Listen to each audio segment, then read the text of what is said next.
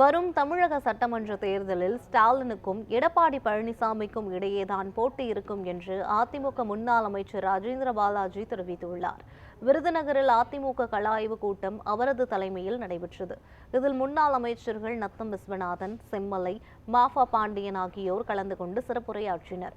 பின்னர் கூட்டத்தில் பேசிய ராஜேந்திர பாலாஜி, வரும் சட்டமன்ற தேர்தலில் அதிமுகவா அல்லது திமுகவா என்பதுதான் மக்கள் முன் உள்ள கேள்வியாக இருக்கும் என்று தெரிவித்தார். விமர்சனங்களை எதிர்கொள்ள முடியாமல் முதலமைச்சர் ஸ்டாலின் கேள்வி கேட்பவர்கள் மீது கோபப்படுகிறார் என்றும் அவர் சாடினார்.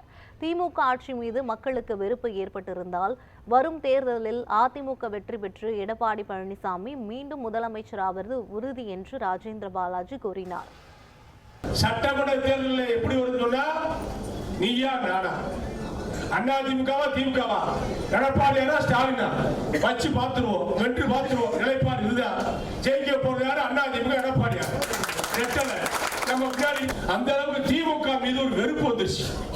திமுக ஆட்சி எங்க வந்தாலும் திமுக ஆட்சியினுடைய குறைபாடு நீ ஒண்ணு போட மாட்டாங்க. அவங்க முடிஞ்ச அளவுக்கு ஏமாத்திட்டாங்க, மக்கள் முடிஞ்ச அளவுக்கு ஏமாத்தாங்க. இந்த மக்கள் ஏமாற தயாரா இல்ல. சரியான வாய்ப்பை அதிமுக கொடுக்க போறாங்க.